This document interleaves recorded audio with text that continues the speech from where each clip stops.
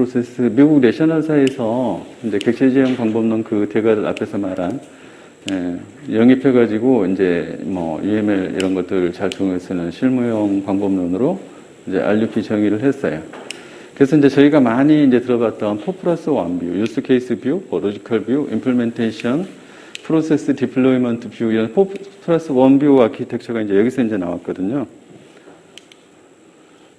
그리고 이제 여기서 이제 페이즈라고 하는 개념으로 단계를 이렇게 쪼개놓고 이 안에서 이터레이션을 돌리는 거예요. 이니셜, 일리버레이션 1, 2, 컨섹션 1, 2 이렇게 n차에 이제 반복을 할 수 있도록 이제 아랫단에 배치를 하고 그 사이에서 디시플린 해가지고 해야 되는 이제 과업들을 명시를 해놨어요. 비즈니스 모델링, 리퀘어먼트, 어널리시스 디자인, 임플멘테이션, 테스트, 디플로이먼트. 이제 요거는 SDLC에 관련된 내용이고, 아래 이제 컨피그레이션, 체인지 매니지먼트, 프로젝트 매니지먼트, 엔바이러먼트 이런 것들이 이제 서포트나 조직 관리 영역이죠. 그래서 관련된 이제 에포트나 공수가 얼만큼 많이 들어가야 되는지 이렇게 이제 높이로 표시를 해 놓은 거죠. 이제 요거를 한글로 만든 게 이제 도입, 구체, 구현, 인도. 이제 요 부분이 요 위에 영문으로 되어 있는 인셉션, 엘리베이션, 컨스트럭션, 트랜지션 이 부분을 지금 번역을 해 놓은 거죠. 그래서 요 각각의 이제 설명과 이제 활동 내용들을 이렇게 적어 놓은 거예요. 한번 이제 보시면 될 것 같고요. 저 RUP랑 비슷하게 이제 국내에서도 매직 앤드 로부스트 메소돌로지 인티그레이티드 이렇게 해서 마름이 3 해가지고 CBD 방법론을 이제 정리를 한 거예요. 관리 공정은 녹색으로 프로젝트 시작, 진행, 종료 이렇게. 그 다음에 보라색은 개발 공정에서 요구 획득, 아키텍처, 점진적 개발 인도 이렇게 정리를 해놨어요. 사실 뭐 해외 거 사례 가져다가 국내에서 이렇게 이제 정리를 많이 하거든요. 이렇게. 그래서 아마 뒷장에 보시면 마름이 1, 2, 3 뭐 이렇게 지금 정리가 이제 돼 있잖아요. 구조적 방법이나 정보공학은 그냥 마름이, 객체 지형은 마름이 2, 마름이 3가 컴포넌트 기반 이런 식으로. 근데 이 내용들을 보면은 결국은 구성 안에 보면 절차, 기법, 산출물, 양식, 적용 사례 이렇게 돼 있잖아요. 이게 지금 문서 작업을 저렇게 해놓은 거예요, 다. 결국은 외국에 있는 좋은 사례를 가져다가 짜집기 해서 좀 정연해서 국내 사정에 맞게 배포하려고 알아먹기 쉽게 만드는 그런 작업을 해서 배포를 한 거죠. 그래서 이제 국내에서도 이제 이런 것들을 했다라는 거고, 이제 국내에서 아마 2000년 중반쯤이었을 거예요. 이걸 이제 저 컴포넌트가 없는데 무슨 CBD냐 막 이슈가 이제 일어나니까 이제 정부에서 그러면 돈 써가지고 해볼게 그래서 용역을 줬어요. 그래서 용역을 줘서 컴포넌트 이제 개발 사업을 했는데 그거를 써먹지 못하고 그냥 사장되고 다 없어져 버렸거든요. 왜냐면 그거를 만드는 것 자체가 지금 그냥 정부에서 이렇게 돈 몇 푼 주고 용역해서 할 수 있는 일이 아니에요. 그러다 보니까 그것들은 다 이제 실패로 끝났어요. 그래서 이제 CBD라고 하는 부분에 대해서는 이제 국내에서는 굉장히 환상을 가지고 있다가 이제 저런 내용들 때문에 누가 그러면 저 컴포넌트 CD를 할 거냐에 대한 주체가 없어요. 누가 할 거냐. 지금 현재는 이제 돈 많은 쪽, 이제 소프트웨어에 돈 투자를 많이 할 수 있는 쪽이 대표적으로 이제 국방 분야라고 말씀을 드렸잖아요. 그래서 국내 같은 경우에는 국방부에서 RFP 나오시는 거 보면 거기에 저희 얘기가 나와요. 그러니까 국방부 자체적으로 저런 컴포넌트 기반의 자체 개발 방법론을 가지고 있고, 그 다음에 이 표준화된 컴포넌트 리포지토리를 갖고 있다고 나와요. 거기에 보면. 그래서 국방부 쪽에 제안하는 그 개발사들은 이 국방부의 저 컴포넌트 방법론과 그 다음에 표준 컴포넌트 라이브러리를 이용해서 개발을 해야 된다라고 딱 박혀 있어요. 그래서 국방부 쪽에는 이제 돼 있는 거죠. 국방 도메인은 워낙 업무 특성이 고유하고 그 다음에 그렇게 해도 그 안에서 엄청나게 많은 이제 프로젝트를 진행을 하고 있으니까 재사용성이나 이런 부분들이 충분히 돈을 투자해도 뽑아먹을 수 있을 만큼 된다라고 이제 볼 수가 있는데 그 외의 영역들은 좀 그러기가 힘들어요, 저게. 그래서 이제 그 외의 영역에서 굳이 찾아보자면 전자정보 지금 개발 프레임워크 아시죠? 전자정보. 개발 표준 프레임워크.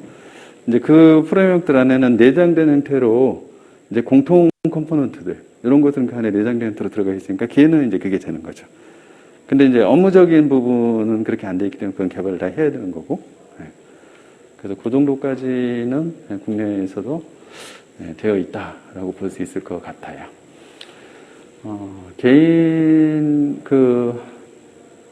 개인이라기보다는 그냥 민간 쪽의 기업 레벨에서는 이것들을 반복적으로 재사용해서 사업화할 용도가 아니면 저거를 가지고 있는 게 의미가 없잖아요. 그래서 저걸 개발하는 게 무의미해요. 왜냐면 나 혼자 쓸 거면 저 컴포넌트 개발할 이유가 없어요. 저건 지금 재사용성과 생산성에 관련된 문제잖아요. 결국에는 저거를 개발을 해서 반복적으로 쓰게 만드는 어떠한 구조가 그 생태계에 있지 않으면 저거를 투자해서 개발할 주체가 없는 거죠. 어차피 돈 들어갔으면 뽑아야 되잖아요. 이제 그런 부분에 있어서는 좀 제약사항이 많아요, 국내는. 그 이야기는 결국에는 글로벌 수준에서 패키지화된 소프트웨어를 전 세계에 판매하는 수준의 상업적인 소프트웨어 개발을 하고 있는 회사들, 이런 회사들에서는 저게 필요해요. 자기네 내부적으로 계속 소프트웨어 이 버전이나 또는 여러 산업 도면별로 달라지는 패키지 개발에서 공통적으로 쓰이는 부분들, 이런 것들은 가능할 것 같아요. 또 그런 거를 할 만한 게 어떤 영역이 있을까요?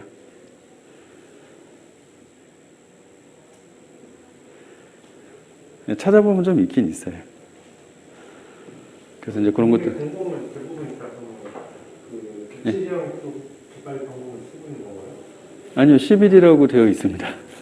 근데 막상 가보면 CBD로 개발한 게 그렇죠. 그래서 금방 말씀드린 게 이제 전자정부 사업이나 공공 프로젝트들을 가면은 전자정부 표준 프레임워크 쓰라고 되어 있잖아요. 그러니까 그 안에 금방 말한 공통 라이브러리 형태로 그냥 내장이 되어 있는 거예요, 컴포넌트가. 그래서 뭐 아시겠지만 기본적인 이제 로그인에 관련된 거라든지 또는 이 컴포넌트 중에 UI 관련된 컴포넌트 이런 것들은 전부 다 재사용하도록 이미 장착이 되어 있기 때문에 자기도 모르게 그냥 CBD를 하고 있었던 거죠. 그래서 이미 셋을 준 거고 거기에 이제 비즈니스 로직에 관련된 부분만 달라지니까 그것만 개발해서 추가로 붙여서 이제 전체를 완성했다. 이제 이렇게 보시는 게 맞을 것 같아요. 실제로 전공은 IIT도 실행하고 그다음에 단계 넘어가서 처음에는 전공과 전문가한테 유명했거든요. 네. 섞여 있는 건가요? 예, 딱 지정이 안 돼 있어요. 이제 개발 방법론 이야기를 안 해요. 그래서 그럴 수밖에 없는 게 들어가서 문서를 막 만들려고 시킬 때 이게 되게 애매한 거예요. 말씀하신 대로. 왜냐하면 전자정부 쪽 관련된 이제 공공 쪽에 추진하는 그 추진단 주체가 되시는 분들은 대부분은 CBD가 아닌 머릿속이 정보공학으로 돼 있어요. 그래서 이분들이 업무 분석할 때 이해할 수 있는 산출물들은 유즈 케이스나 클래스 다이그램을 들고 가면 못 알아먹어요. 그래서 우리가 알고 있던 과거의 정보공학 산출물로 예, 현행 업무 분석서라든지 화면 정의서라든지 이런 걸 만들어서 보여줘야 돼요. 이제 이거는 이 CBD하고는 다른 거예요. 사실 CBD는 그렇게 하는 게 아니죠. 아까 말씀드린 그 절차가 있었잖아요. 그거들을 해야 되는데 그거 안 해요. 그거로 커뮤니케이션 안 하면 그분들은 개발을 안 한다고 생각해요. 그런데 감리는 들어와가지고 객체 지정이나 CBD라고 생각을 하고 오기 때문에 이분들은 와가지고 산천물 그걸 찾아요. 유스 케이스 정의서 어딨어? 이렇게. 네, 심지어는 그죠. 뭐 액터 리스트도 있어야 되잖아요. 어딨어라고 찾는 거예요, 이거를. 그러면 이제 개발하는 쪽 입장에서는 정보공학 산출물도 만들고 CBD 산출물도 만들고 둘 다 만들어야 되는 거예요. 그럼 개발하는 개발자가 얼마나 힘들겠어요. 그래서 이게 오히려 더 좀 제대로 알고 적용하지 않았기 때문에 개발자 입장에서는 정말 더 나쁜 상황이 된 거죠. 그리고 저거를 CBD 방식으로 하려면 개발 환경 전체를 툴을 이용해서 할 수 있게 전부 투자를 해주지 않으면 안 돼요. 근데 뭐 지금도 그런 데들이 왕왕 있을 것 같은데 예를 들면 유스 케이스나 클래스 다이어그램이나 시퀀스 이런 거를 툴을 통해서 원래는 제너레이션을 해야 되는데 그게 아니라 파워포인트로 그리고 있어요. 그러면 안 되거든요. 그것들을 툴을 쓰는 이유는 뭐냐면 그걸 통해서 실제로는 코딩을 안 하고 바로 코드 제너레이션 통해서 애플리케이션 완성을 하려고 그걸 쓰는 거예요. 그걸 안 하면 그걸 할 필요가 없어요. 근데 그렇게 안 돼 있기 때문에 감리가 그거 내놔 그러면 파워포인트로 그려야 되는 거예요. 약간 좀, 네, 그런 문제점이 좀 있습니다. 그래서, 네, 사실 쉽지 않죠. 정부 관점에서 그거를 변화 관리하고, 그 다음에 추진하는 이 프로젝트의 추진단의 그 해당 담당 공무원들을 머릿속을 다 바꾸고 실무 연습을 시켜서 그거를 커뮤니케이션이 되게 만들어지지 않으면 이게 관리가 안 되잖아요. 근데 그런 변화 관리가 실제로는 안 됐어요.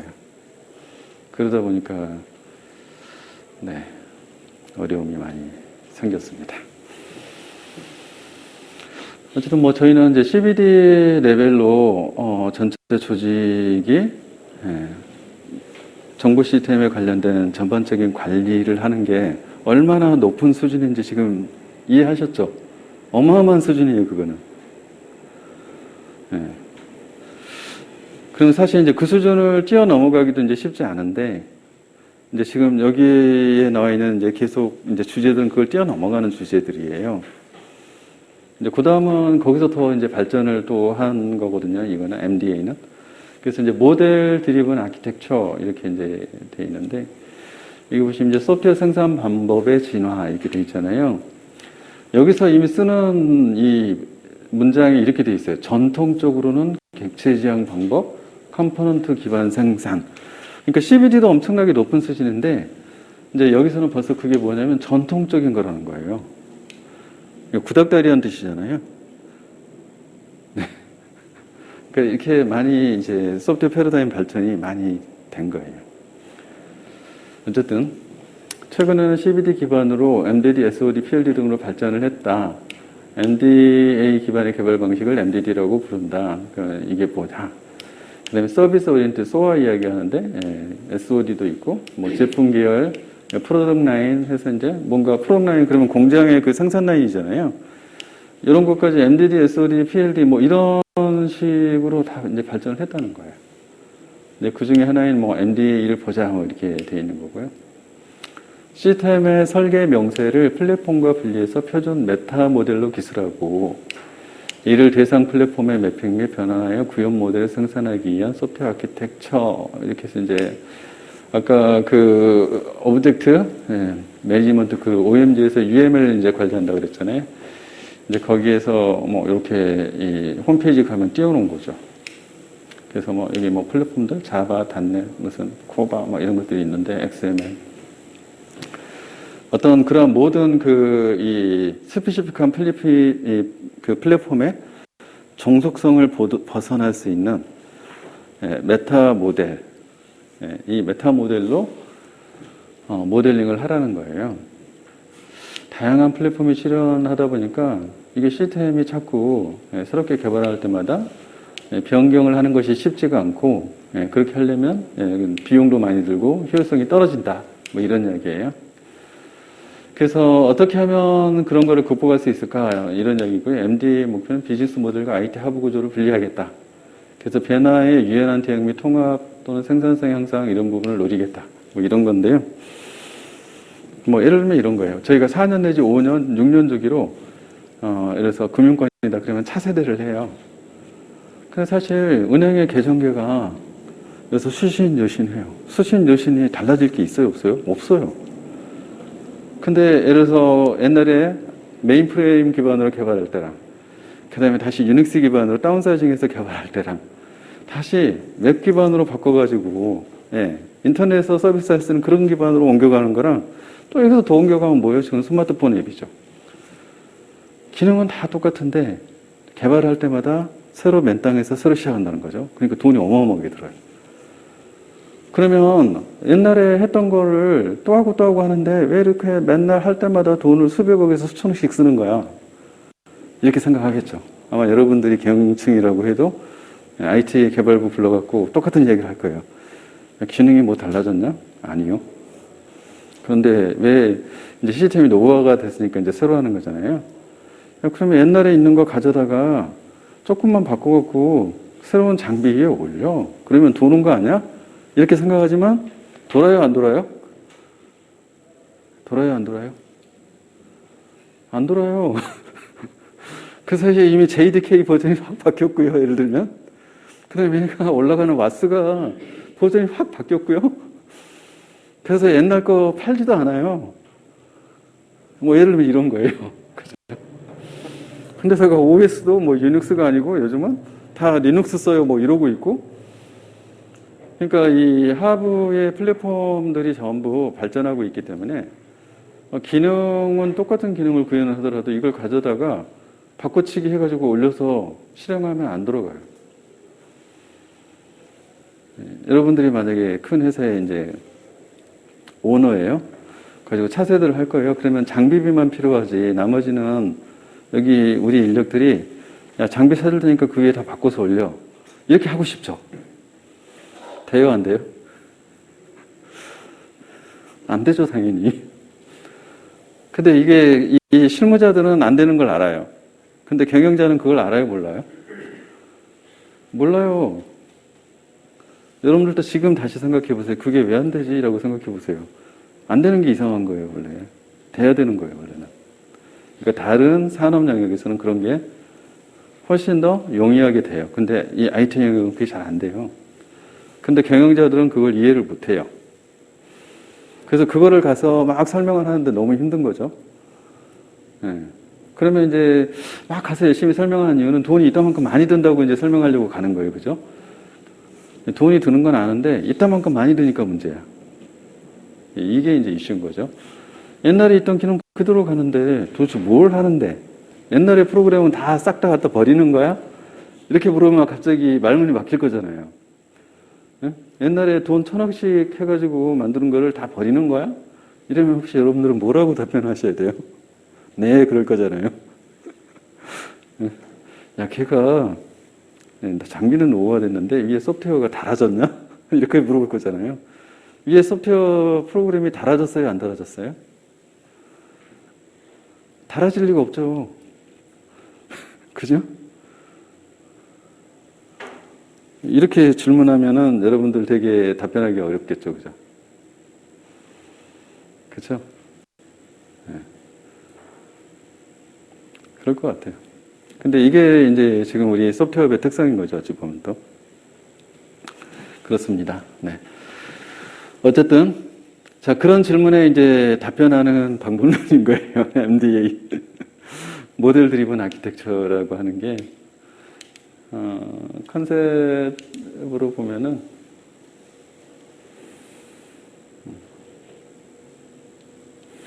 이제 이게 플랫폼 스페시픽 모델이에요. 그래서 이제 새롭게 이제 장비를 사고 그 위에 플랫폼들이 바뀐 것들이 올라올 거예요. 그러면 이 플랫폼이 달라서 실행이 안 되는 과거의 구 이제 애플리케이션이 있는 거예요. 그 애플리케이션을 애초에 개발할 때부터 플랫폼 인디펜던트 모델, 플랫폼 독립적인 모델로 얘가 분석 설계를 해야 된다라고 말을 하는 거예요. 근데 그것보다도 더 이해자는 컴퓨터의 인디펜던트한 그런 모델로 처음부터 요구사항들을 정의를 하고 정의를 해놓는 거예요.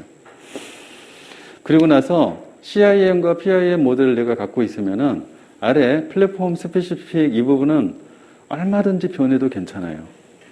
왜냐하면 이 사이에 뭐가 있냐면 이 사이에 메타 모델이 있어요. 메타 모델이. 근데 이 메타 모델은 무엇로 서술이 되었느냐? UML 메타 형식으로 서술이 돼 있어요. 그리고 그 메타들은 여기 보면 이제 XMI라고 나오잖아요. XML 기반으로 되어 있는 그런 형태의 지금 이제 현재는 그래요. 어떠한 메시지를 날려도 어떠한 컴퓨터 플랫폼도 받아들일 수 있는 그 최하위를 우리는 이제 XML 타입으로 지금 정의를 해놓을 거예요. 그렇기 때문에 결국에는 이 메타 관련된 모델과 이 XML로 정의된 내용만 있으면은 어떠한 하이 플랫폼이 있어도 전부 컨버전이 가능해요. 우리는 그거를 바꾸는 매핑 모델을 가지고 있으면 되는 거예요. 그럼 전환도구죠. 변환도구, 전환도구. 그거를 가지고 있을 거예요. 그래서 얘가 지금 그 이야기를 하고 있는 거예요. 그래서 CIM, PIM 형태로 최초에 한번 해두면 그러면 그 다음부터는 아래가 단넷이든 또는 J2EE든 뭐가 와도 나는 컨버전 툴을 통해서 그 플랫폼으로 바로 변환시켜가지고 이식할 수 있다 이렇게 말하는 거예요. 그래서 개발 방법을 그렇게 가져가자라고 이야기하는 게 이게 이제 모델 드리븐 아키텍처입니다. 그래서 이 모델이 바로 이제 플랫폼 인디펜던트 모델, 플랫폼 스페시픽 모델, 요거를 의미를 하는 거예요. 그래서 UML을 이용해서 PIM을 생성하고 매핑 툴을 이용해서 PSM을 생성을 하는 거예요. 그리고 코드 자동 생성 툴 또는 직접 코딩을 통해서 마지막으로 시스템을 완성을 하는 거예요. 이런 형태로 가게 되면은 이제 앞에서 컴포넌트는 부품 레벨에서의 지금 재사용을 타겟팅을 한 거잖아요. 근데 얘는 부품 레벨이 아니에요. 그냥 전사적으로 쓰는 거대한 애플리케이션 전체를 얘기를 하고 있는 거예요. 그렇게 해서 통으로 재사용을 하겠다 이렇게 이야기를 하는 거예요. 그래서 이제 모델 드리븐 디벨롭먼트는 앞에서 말한 이러한 이 아키텍처 접근 방식을 가지고서 이제 개발을 하자 이렇게 해서 이제 개발 방법론이 되는 거예요. 아까처럼 이제 CD하고 CBD가 있듯이 얘도 MD하고 MDD가 있는 거죠. 네, 그래서 이제 뭐 MDD의 모델 구조는 비즈니스 모델, 플랫폼 독립 모델, 플랫폼 정속 모델, 그래서 PIM, PSM 뭐 이렇게 이야기를 하는 거고 이 모델을 PSM까지만 끌고 오면 PSM에서 하이의 소스 코드로 전환하는 것은 툴이 있다는 거예요. 그래서 PIM에서 PIM, PIM에서 PSM, PSM에서 PSM, PSM에서 PIM. 결국에는 왔다리 갔다리 하는 것들은 결국에는 매핑하기 위한 메타만 있고 이거를 서로 매핑시켜주고 전환시켜주는 툴만 그 안에 들어가 있으면은 그러면 돌리면 돼요. 그렇죠? 그렇게 해서 변환 툴을 만들어 가지고 요거를 가지고 어떠한 플랫폼에도 이식할 수 있게 만들겠다. 이렇게 이야기를 하는 겁니다. 그래서 타겟 플랫폼을 식별한다. 메타 모델을 식별 정의한다. 매핑 기법을 정의 구현한다. 이제 그때 UML 프로파일을 이용한다라는 거고, 일단은 MDA 기반으로 그래서 애플리케이션 개발을 할 때는 이 개발된 아키텍처 이제 기반하에서 PIM 모델을 작성하고 PSM 모델을 생성하고 그리고 최종 애플리케이션을 완성한다. 이렇게 가는 거예요. 엄청나게 좀 아이디얼하죠? 네, 좀 아이디얼해요. 네. 근데 이제 저거는 MDA를 지원하는 툴셋이 있어요. 무슨 수트 해가지고 붙여져 있는 그 패키지 개발 툴들 있죠. 그래서 이제 국내에서는 어쨌든 L사에서 MDA 관련된 저거를 갖고 있고 실제로 툴은 IBM에서 제공한 툴을 가지고 이제 레셔널 아까 그 레셔널 사건 그걸 가지고 은행 쪽에 계정결을 가지고 가서 저거를 만들었어요. 지방은행이에요. 그리고 이제 그거를 만드는데 제약사항은 그런 거죠. 거기에 그 해당 은행에 고유한 비즈니스 이 노하우가 들어가 있을 거잖아요. 근데 그거를 다시 딴 데 가서 이제 통으로 지금 재이식해서 시스템 구축할 거잖아요. 그렇게 되면 그거를 가져다가 이제 사용을 해야 되니까 사용료를 내라. 그래서 개발 계약을 할 때 그걸 가지고 새로운 사업을 하게 되면 그 사업의 매출의 몇 프로를 그 은행에서 가져간다. 이렇게 애초에 계약을 하고 사업을 들어간 거예요. 그렇게 해서 저 방법론을 금융권의 이제 계정계를 대상으로 완성을 하고 그걸 가지고 2차로 또 다른 지방은행에 사업을 했어요. 그걸 가지고. 그렇게 해서 이제 너무나 아이디어란 것 같지만 실제로는 지금 국내에서는 사례가 이제 생겨 있고요. 네. 그래서 이 비현실적인 게 아니라 실제 사례가 있고, 그 다음에 지원하는 툴들이 있고, 그 다음에 지원하는 방법론도 이제 잘 정의가 되어 있어요. 그래서 이제 그렇게 진행이 되고 있는 사례가 있고요. 일단은 뭐 항상 겉으로는 그렇고요.